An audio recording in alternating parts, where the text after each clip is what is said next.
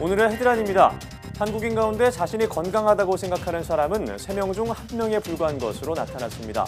1년 중 병원을 찾는 횟수도 OECD 회원국 가운데 가장 많아 건강에 대한 부정적인 인식이 반영된 것으로 풀이됩니다. 국내 연구진이 혈액 검사 대신 타액으로 몸속 콜레스테롤을 측정하는 기술을 개발했습니다. 백금 나노 구조로 만든 고감도 센서를 이용한 건데 호르몬과 포도당 측정 등 여러 분야에서 혈액 검사를 대체할 수 있을 전망입니다. 사이판을 덮친 태풍 위투와 같이 9월 이후 찾아오는 이른바 가을 태풍이 늘고 있습니다. 더 강력해진 가을 태풍의 발생 원인과 앞으로의 전망을 과학 본색에서 자세히 들여다봅니다. 막바지에 이른 올해 국정감사에서는 과학기술 분야 전반에 대한 내용이 도마 위에 올랐습니다. 오늘 과학 돋보기 시간에는 과학기술 분야 국정감사의 주요 쟁점들을 짚어봅니다.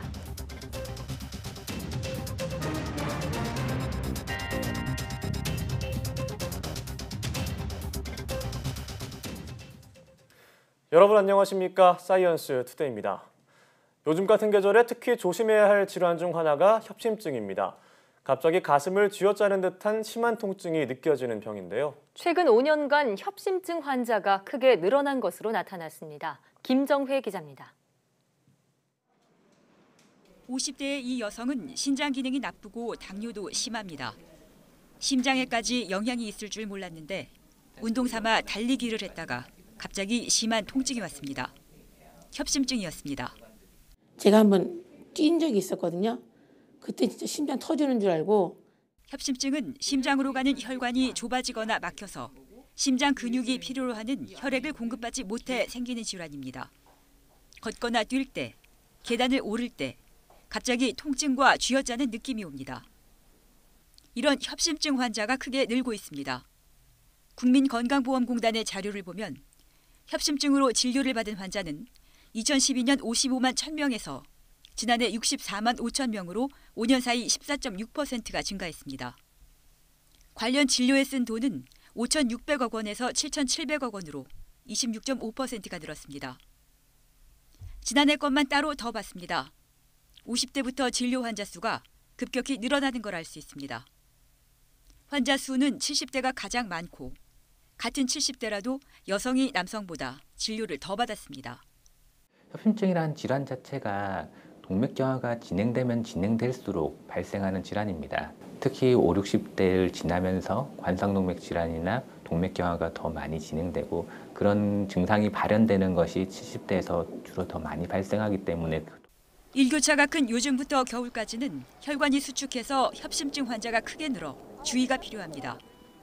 그러나 통증이 와도 쉬면 사라지고 소화불량으로도 생각할 수 있어서 방치하기 쉬운데 자칫 심근경색이나 급사로 이어질 가능성이 큽니다.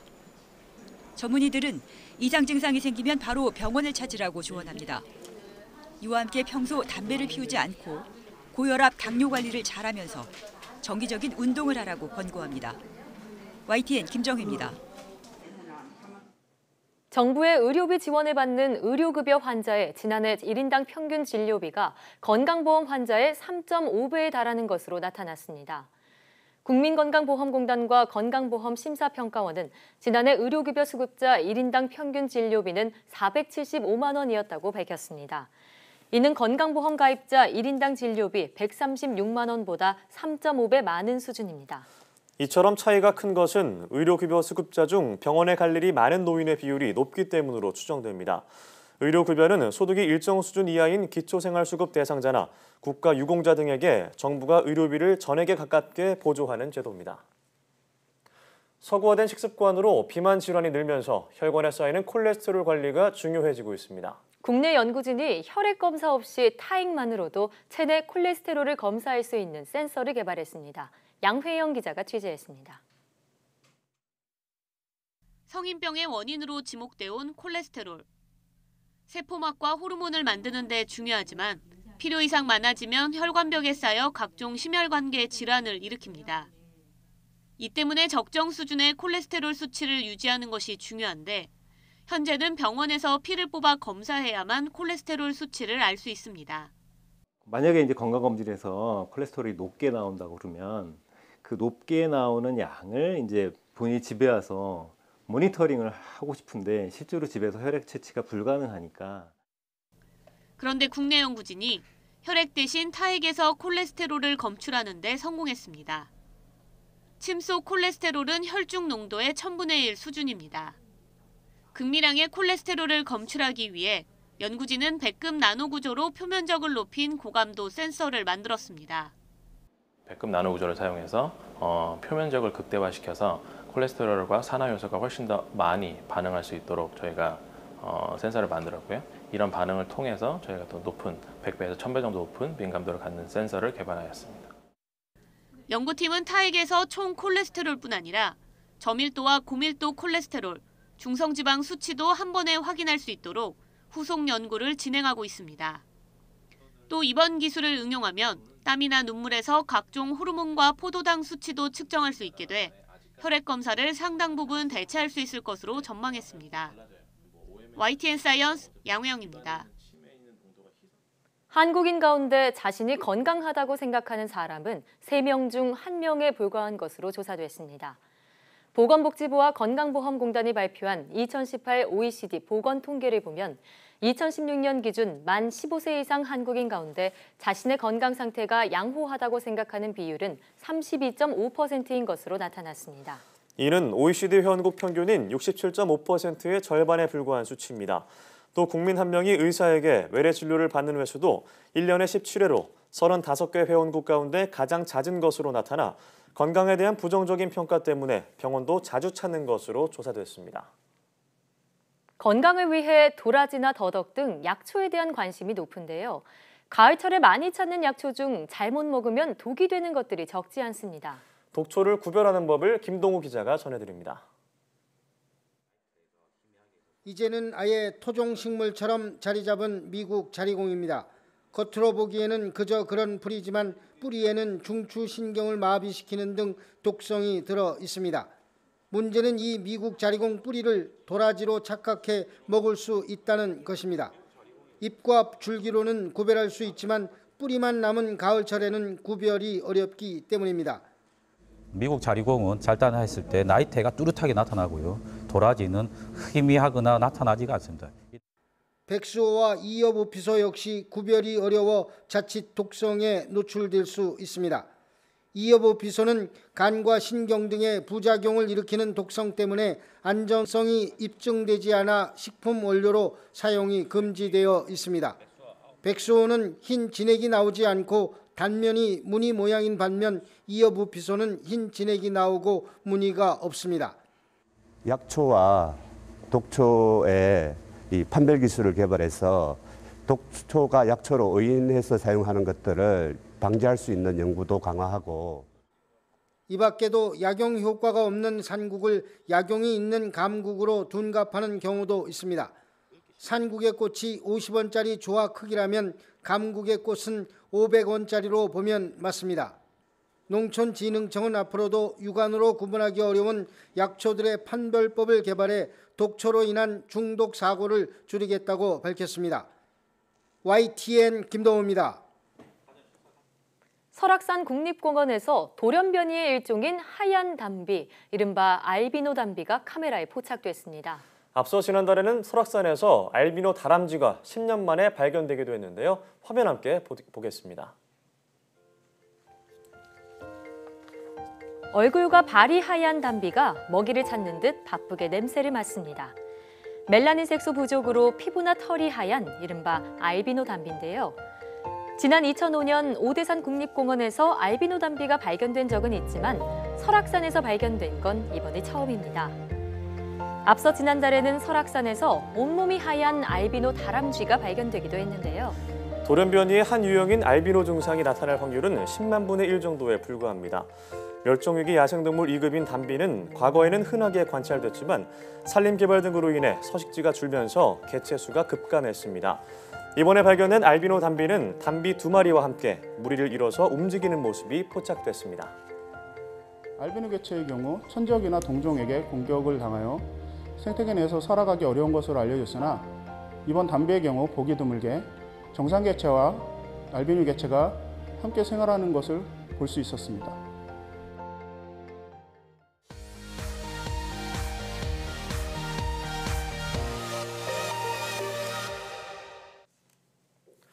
화제의 뉴스를 골라 과학 기자의 시선으로 분석하는 과학 본색 시간입니다. 네, 오늘은 최소라 기자와 함께하겠습니다. 어서 오세요. 안녕하세요. 네, 자, 오늘 준비한 첫 소식은 뭔가요? 네, 오늘 10월 29일이 굉장히 특별한 날인데요. 혹시 네. 앵커님들 무슨 날인지 아시나요? 네, 10월 29일이요? 무슨 날이죠? 저는 잘 모르겠습니다. 네, 좀 생소하실 수도 있는데요. 이게 세계 뇌졸중 기구가 그 뇌졸중의 위험을 알리기 위해서 지정한 세계 뇌졸중의 날이라고 합니다. 네. 네. 자, 이렇게 10월 29일 구체적인 날짜까지 지정되어 있다는 건 뇌졸중이 그만큼 위험하다는 뜻이겠죠? 네, 맞습니다. 우리나라 거의 3대 사망 원인으로 꼽힐 정도로 위험한 질병인데요. 뇌졸중은 뇌혈관이 막히는 뇌경색과 뇌혈관이 터지는 뇌출혈로 인해서 뇌세포가 손상되는 그런 좀 무서운 병입니다. 그렇군요. 그럼 10월 29일이면 거의 겨울이 시작되는 시기인데 이 시기가 제정된 이유가 있을까요? 네, 뇌졸중이 특히 쌀쌀한 기온과 관련이 있기가 때문인데요. 날씨가 추워지면은 피부랑 그 아래 혈관이 수축을 하잖아요. 그 수축을 하면 혈압이 올라가고 이로 인해서 뇌혈관이 손상되거나 또 뇌출혈이 발생할 위험이 올라가기 때문에 이 날씨가 차가워지면 뇌졸중 위험이 더 증가해서 이날로 이제 지정을 한 겁니다. 네, 저도 날이 추워서 오늘 코트를 꺼내 입었는데 사실 평상시에 뇌졸중을 조심해야겠다 이런 생각은 별로 안 해봤거든요. 근데 이런 생각들이 뇌졸중의 위험을 더 높이는 요소라고요. 네, 맞습니다. 뇌졸중이 물론 높은 사망률도 있고 또 어떤 후유증이 남는다 이런 위험성도 있지만 전조 증상을 모르고 넘길 수 있다는 점이 특히 위험합니다.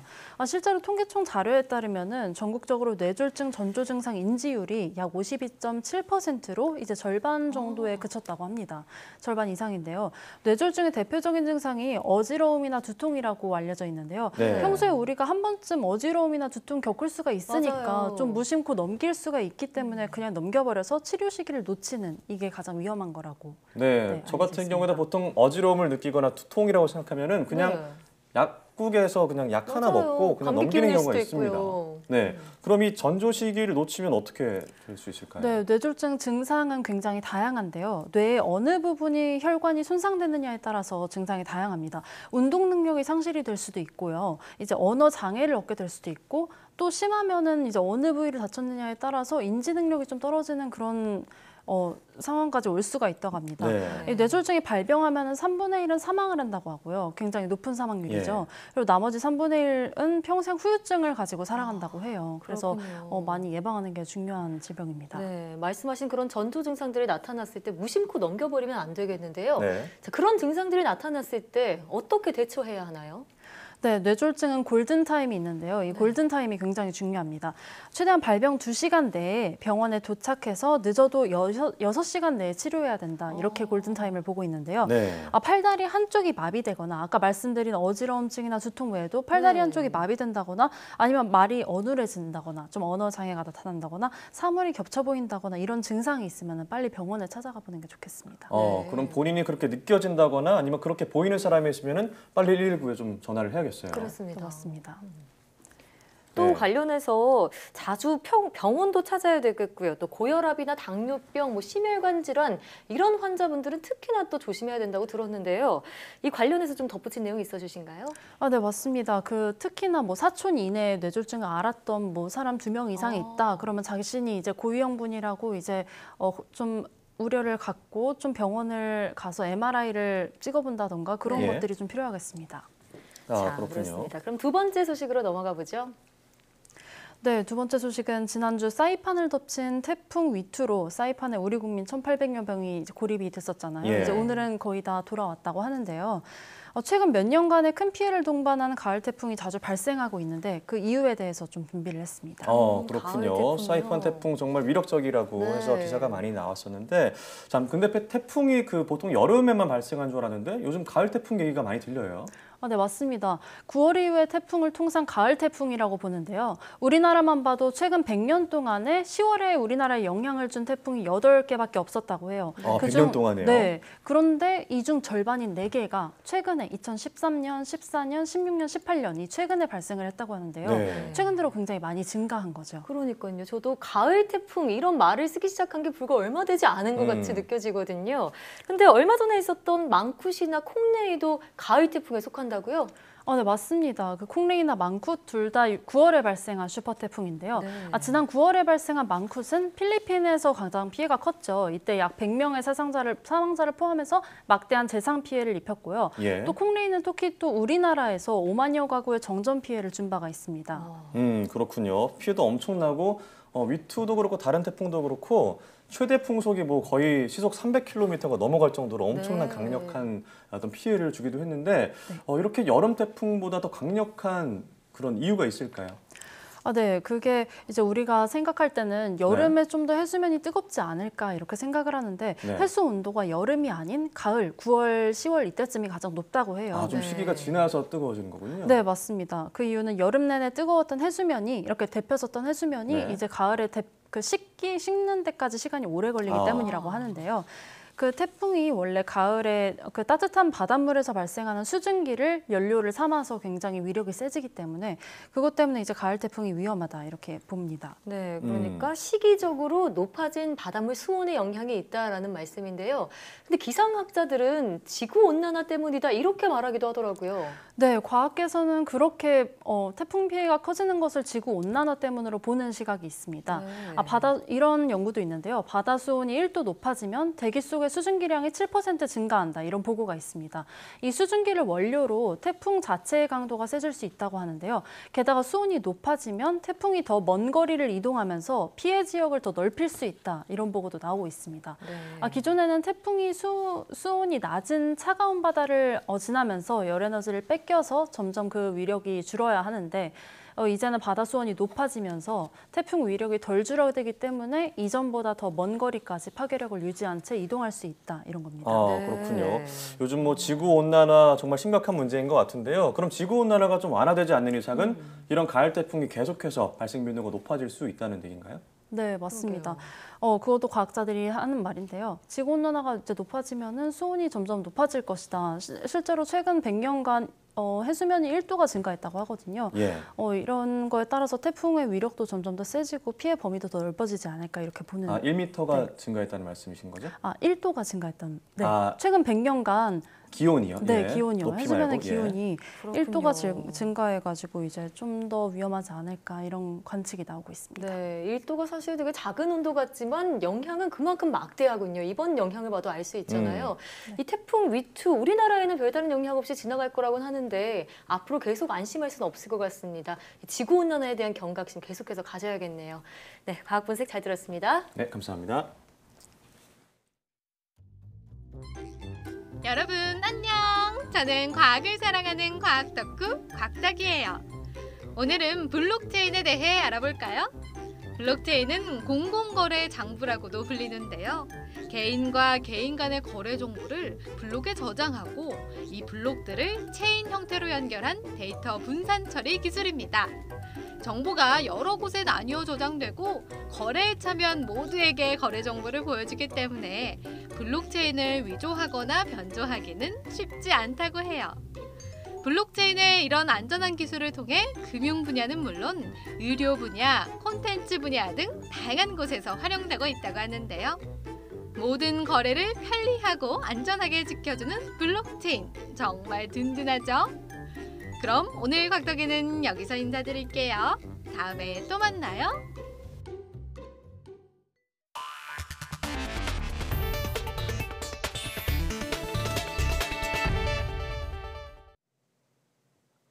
지난해 일어난 강릉 성난정 화재를 기억하십니까? 당시 소방관 2명이 목숨을 잃으면서 소방관들의 열악한 근무 환경이 주목받는 계기가 됐는데요. 그런데 화재 원인을 알 수 없다는 국립과학수사연구원의 결론에도 불구하고 방화 의혹이 계속해서 제기되고 있습니다. 이승배 기자입니다. 경포호 건너편 멀리서 하얀 연기가 피오릅니다. 불꽃은 순식간에 정자 전체를 집어삼킵니다. 불은 금세 잡혔지만 6시간 뒤 불씨가 되살아났고 진압 과정에서 건물이 무너지면서 소방관 2명이 목숨을 잃었습니다. 여기도 들어왔었어요, 불이? 바로 여기니까. 지금 설랑이 다 탔잖아, 지금 봐봐. 현장에선 신어와 페인트통이 발견됐지만 관리인이 평소에 정자 안에 보관했던 것으로 확인되면서 이 사건은 미궁에 빠졌습니다. 페인트 칠하고 남으니까 버리기 아깝고 그러니까 거기다가 이어놓고 다음에 쓰려고 이어놓은 거지. 10만 한 통밖에 없었어요. 10만 원. 1년 전쯤 불이 났던 바로 그 장소입니다. 시간이 흐르면서 이 잔해는 모두 치워졌고요. 지금은 정자가 있던 흔적도 거의 찾아볼 수가 없습니다. 당시 작성된 화재 조사 보고서를 통해 이 사건을 다시 들여다봤습니다. 소방은 처음부터 방화를 의심했습니다. 인화성 물질이 쏟아진 형태로 연소 흔적이 남는 포 패턴, 가연성 액체가 스며들어 바닥 목재 틈새가 집중적으로 타는 틈새 연소 패턴이 확인된 점을 주목했습니다. 문지방을 봐도 위는 멀쩡하고 바닥이 탄 점도 이상하다고 적었습니다. 방화를 의심할 만한 흔적이 여러 군데에서 동시에 발견됐다는 겁니다.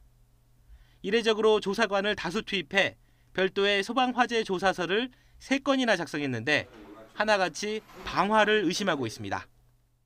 또는 가연성 액체가 목재에 접착이 됐을 때 생기는 그 연소 패턴이 다수가 발견이 됐기 때문에 그렇게 추정할 수밖에 없었다.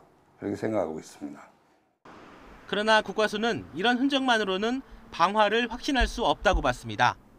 벽이나 지붕에서 불똥이 떨어져 바닥이 타도 비슷한 흔적이 만들어질 수도 있다는 겁니다. 그렇다면 추가 증거가 더 필요한데 건물이 완전히 무너져 판별할 수 없다며 화재 원인을 모르겠다고 결론지었습니다. 경찰은 성만정 관리인과 가족은 물론 정자 소유주 측과 사이가 안 좋다는 소문이 났던 주변 공사장 관리인과 작업자까지 조사했지만 증거를 찾지 못했습니다. 당일 행적이나 작업 종료 후에 출입자들이 있는지 여부에 대해서 면밀히 수사를 하였는데 그 방화를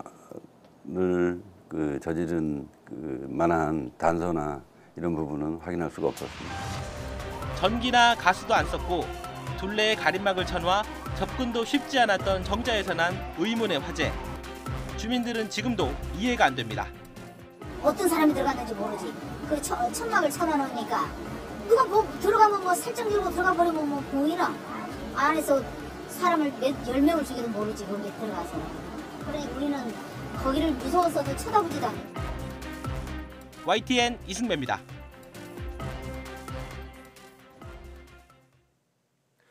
강정민 원자력안전위원회 위원장이 종합국정감사 출석을 앞두고 갑작스럽게 사직한 데 대해 여야 의원들은 국회를 무시한 처사라며 일제히 비판했습니다. 더불어민주당 이철희 의원은 국회 과학기술정보방송통신위원회 종합국정감사에서 강 위원장이 사퇴하려면 국감장에 와서 소회와 이유를 밝히는 데 도리었다며 크게 봤을 때 정부도 이렇게 하면 안 된다고 질타했습니다. 자유한국당 정용기 의원은 강 위원장이 국감을 회피하기 위해서 사직서를 내고 이 자리에 나오지 않았다며 꼬집었습니다. 바른미래당 신용현 의원은 생활방사선이 국민 관심사인 마당에 사직서를 낸 건 무책임하다면서 임기 1년도 못 채울 사람을 앉힌 청와대 인사검증 시스템에도 문제가 있다고 지적했습니다. 강 위원장은 지난 12일 원안위 국정감사에서 한국과학기술원 초빙 교수 시절 연구비 유용 의혹 등이 불거져 사퇴 압박을 받았고 취임 10개월 만에 사직서를 제출했습니다. 카이스트 연구팀이 만든 소형 과학 로켓 우리새 2호가 예정된 고도 비행을 마쳤습니다. 카이스트는 28일 오전 10시 40분쯤 전북 새만금 간척지에서 우리새 2호를 발사했으며 로켓은 900여 미터 상공까지 올라갔다가 낙하산을 편 채 바다에 떨어졌다고 밝혔습니다. 길이 2.2m, 무게 20kg 규모의 우리새 2호는 핵심 부품을 국내 기술로 만든 첫 과학 로켓입니다. 연구팀은 다음 달과 12월 로켓을 발사할 수 있도록 승인을 받은 상태며 앞으로 성능을 개량한 로켓을 계속 발사할 것이라고 말했습니다.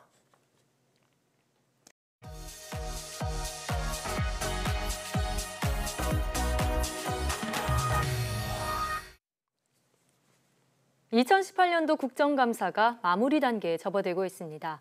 오늘 과학 돋보기에서는 과학기술 분야 국정감사의 주요 쟁점들을 짚어보겠습니다. 네, 한국과학기술기획평가원 김상선 원장님 나오셨습니다. 안녕하세요. 안녕하세요. 네, 이번 국정감사 때문에 원장님도 좀 바쁘셨을 것 같은데요. 네. 이번 과학 분야의 국정감사 어떤 일정으로 진행됐나요? 국정감사는 아시다시피 이제 국회가 행정부의 국정 운영이라든가 예산 집행 전반을 보는 건데요. 네.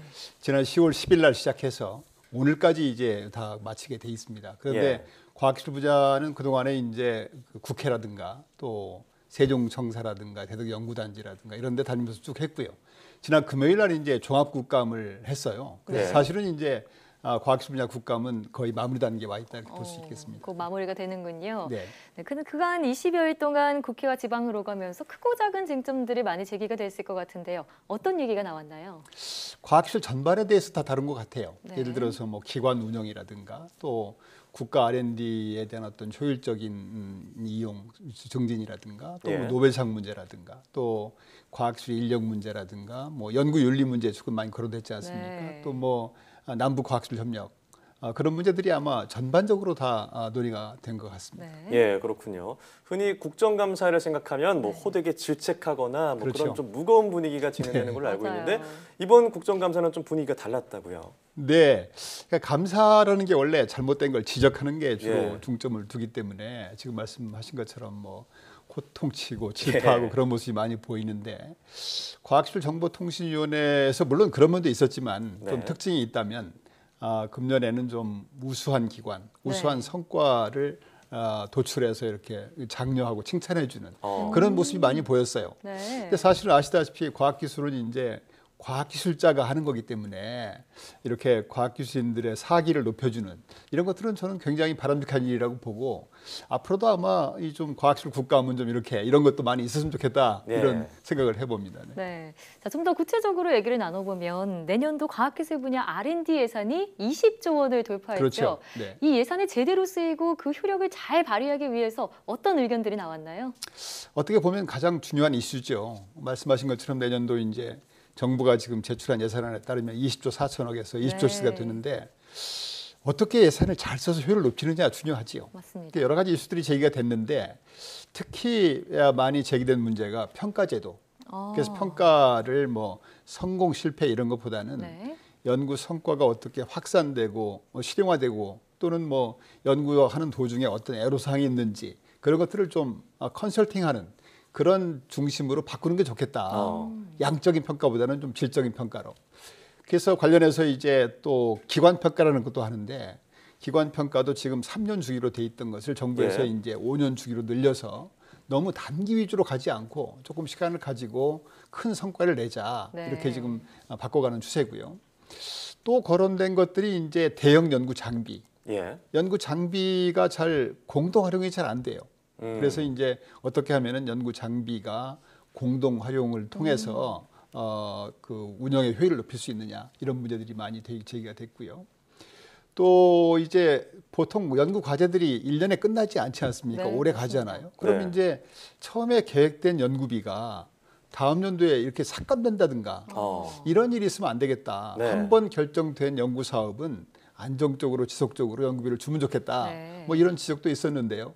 다 아마 연구 성과 제고에 도움이 되는 지적들이라고 생각을 하고 있습니다. 네, 그러네요. 그렇습니다. 자, 그런가 하면 정부가 하반기 안에 그 연구과제 중심제도 PBS라고 하죠. 네. 이것을 이제 좀 개편하겠다 이런 얘기를 했는데 네. 수련연들의 어떤 의견이 엇갈리면서 좀 미뤄지고 있다가 이번 국감에서 좀 주요 쟁점으로 올라왔다고 들었습니다. 현재 어떻게 됐나요? 그러니까 PBS가 아시다시피 이제 프로젝트 베이스드 시스템입니다. 예. 그러니까 종전에 연구비를 이렇게 전체를 일괄해서 주다가 연구 효율을 좀 높이기 위해서는 경쟁 시스템을 도입해야 되겠다. 그래서 경쟁을 도입해서 연구 효율을 높이자 하는 측면으로 1996년인가 도입을 했어요. 예. 그런데 이제 효율이 좀 높아지는 측면에서의 이점도 있지만 네. 한편으로는 이제 연구자가 과제를 따와야 되는 겁니다. 이제 과제를 수주해야 되는 부담이 있다든가. 예. 또는 이제 수주한 과제 위주로 하다 보니까 안정적으로 연구를 오래 할 수 있는 것이 아니라 단기 과제 위주로 할 수밖에 없다. 예. 이런 문제점들이 부각이 됐지요. 그래서 정부에서도 그동안에 이제 지금 2000년 들어서만 해도 아마 거의 매 2년마다 지속적으로 지금 보완 발전해 오고 있습니다. 이 제도를. 네. 근데 최근에 이제 연구 현장에서 PBS 제도를 아까 말씀드렸던 그런 이유 때문에 폐지하는 게 좋겠다. 이런 의견이 상당히 압도적으로 많아요. 네. 그래서 정부가 이번에는 조금 정말 현장 의견을 들어서 제대로 된 개편 방안을 지금 검토하고 있고 예. 아마 조만간에 그 정부에서 PBS 개선 방안을 낼 것 같습니다. 그렇군요. 자, 그런데 단기나 소형 프로젝트에 매달리게 되는 게 이 PBS의 본래 취지랑 좀 어긋난다. 이런 현장의 목소리도 좀 나왔다고요. 그렇죠. 그래서 이제 아마 이상민 의원님실에서가 그쪽에서 좀 조사한 결과에 따르면은 폐지하는 쪽이 유지하는 쪽보다 압도적으로 의견이 많이 나왔어요. 아, 그래요?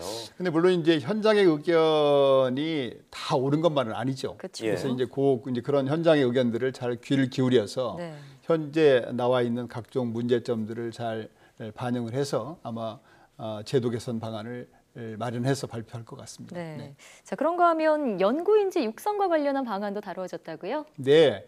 그러니까 이제 과학기술하면은 제일 중요한 게 투자고 네. 두 번째가 이제 인력이고 그다음에 장비 보통 얘기를 하는데 인력 문제 참 중요하지요. 네. 그래서 이번에 이제 그 주로 국감에서 제기된 문제들은 인재 유출, 인재가 해외로 유출되는 문제에 대해서 대책이 뭐냐 이런 것들이 많이 제기가 됐고요. 그 외에 이제 원자력 분야에 지금 인력이 최근에 안 가는 문제라든가, 네. 뭐 또 비정규직 문제라든가, 또 여성 과학기술인 육성 문제, 또 대학원생들의 어떤 연구 처우 개선 문제 네. 이런 문제가 중점적으로 대의가 됐는데요. 특히 이제 비정규직 문제를 보면은 현재 정부출연연구소 비정규직을 정규직으로 전환하는 목표가 한 2,000명이 넘어요. 그러니까 이제 이렇게 단기간 내에 갑작스럽게 네. 전체 정원이 한 20% 되는데요. 20% 예, 비중인가요? 그러니까 지금 한 전체가 12,000명 중에서 한 20%쯤 되니까 예. 이렇게 될 경우에 거기에 따른 어떤 인건비 부담이라든가 예. 이런 대책이 제대로 마련되지 않으면 네. 이게 안정적으로 운영하는 데 어려움이 있지 않겠느냐. 아마 이런 지적이 있었습니다. 네, 그렇습니다. 정규직 전환도 굉장히 중요한 이슈겠지만 네. 대책 마련이 좀 시급하다는 생각이 들고요. 네. 앞서 잠깐 말씀하셨지만 그 여성 과학기술인의 어떤 비중을 좀 높여야 한다는 그런 네. 얘기도 많이 나왔다면서요. 네, 이제 다른 분야에 비해서 아시다시피 여성 참여율이 그렇게 높지가 않은 편이죠. 그래서 여성 과학기술인들의 과학기술 참여가 굉장히 시급한 문제인데 네. 이번에 주로 제기된 문제들은 이제 그 소위 대형 연구 과제 책임자가 너무 여성 비율이 작다. 어느 정도인가요? 글쎄요, 제가 더 정확한 통계는 그렇습니다만은 네. 작다는 겁니다. 이제 예, 작고 또 연구 과제당 그 평균 연구비 비율도 네. 작다는 거예요. 네. 그래서 그런 문제는 물론 정부에서도 계속 고쳐나가고 있고 앞으로 이제 보완해 나가야 되는데 참고로 이제 정부에서는 지금 여성 과학기술인 육성을 위해서 채용할 때 여성 과학기술인 채용 목표제라는 걸 도입을 하고 있어요. 그래서 네. 20% 이상은 뭐 여성 과학자를 채용해야 된다든가 또는 이제 활동하는 여성 과학자들 중에서 승진 목표제라든가 승진을 일정 이상 시켜야 된다든가 또는 보직자 비율을 일정 이상 한다든가 그런 다양한 제도를 쓰고 있어요. 특히 여성 과학기술인들은 이제 출산 휴가를 가신 뒤에 다시 경력 복귀할 때 어려움이 많아요. 그래서 여성 경력 단절 여성을 대상으로 하는 어떤 복귀 지원 프로그램이라든가 정부에서도 아마 그런 다양한 프로그램을 통해서 여성 과학기술인들이 제대로 활동할 수 있게 그런 제도를 지금도 많이 쓰고 있고 앞으로도 아마 계속 더 확대 발전시킬 것으로 생각이 됩니다. 네, 그렇습니다. 그러면은 이제 이번 국정감사에서 특별히 눈에 띄었던 점이 어떤 점이 있는지 간단하게 소개 부탁드리겠습니다. 이번 국정감사에서 우선 저희 빠뜨린 게 있는데 예상외였어요. 그 의원님들께서 그 사이언스 TV 얘기를 하시더라고요. 저도 맞아요. 유심히 들었는데 사이언스 TV가 중요하고 필요하다. 굉장히 인상적으로 들었습니다. 그래서 책임감이 드네요. 네, 그래서 사이언스 TV를 어떻게 육성해야 된다, 지원해야 된다 그런 말씀들이 계셨고요.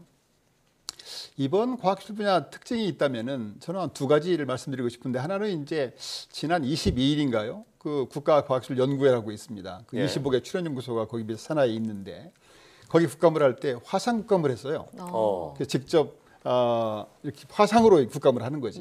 직접 참가하지 않고요. 저는 인상적이었던 것이 아시다시피 지금 세종청사라든가 서울청사라든가 또 지방의 혁신도시 그래서 이 업무를 위해서 출장이 잦을 수밖에 없는데 각종 회의를 위해서 이렇게 오가는 기회비용들이 참 많아요. 그래서 우리가 아마 이런 어떤 지방화 시대를 맞이해서 이번에 화상회의 시스템처럼 업무 일하는 방식을 바꿔야 되겠다. 그래야 국정 전반의 효율이 높아지지 않을까 싶어서 앞으로도 아마 이런 화상 국감뿐 아니라 화상회의 시스템들은 대폭 활성화시켜야 되겠다는 생각이 들고요. 두 번째는 이번 그 국감 때 현장을 가셨어요. 중이용 가속기 건설 현장이라든가 뭐 기초과학연구원이라든가 원자력연구원 이런 것도 저는 굉장히 바람직한 것 같아요. 가서 현장의 목소리를 직접 듣고 아까도 말씀드린 것처럼 연구원들은 사기가 중요한데 가서 격려도 해주시고 네. 그런 측면에서 아마 그 두 가지는 굉장히 좋았던 점이고 앞으로도 계속 그런 쪽으로 좀 발전시켜 나가야 되겠다 이런 생각이 들었습니다. 네, 맞습니다. 이런 현장의 목소리를 더 듣기 위해서 무엇보다 긴 호흡의 제도 개선, 예산안 마련이 필요하겠다는 생각이 드네요. 네, 지금까지 한국과학기술평가원 김상선 원장과 함께했습니다. 오늘 말씀 고맙습니다. 감사합니다.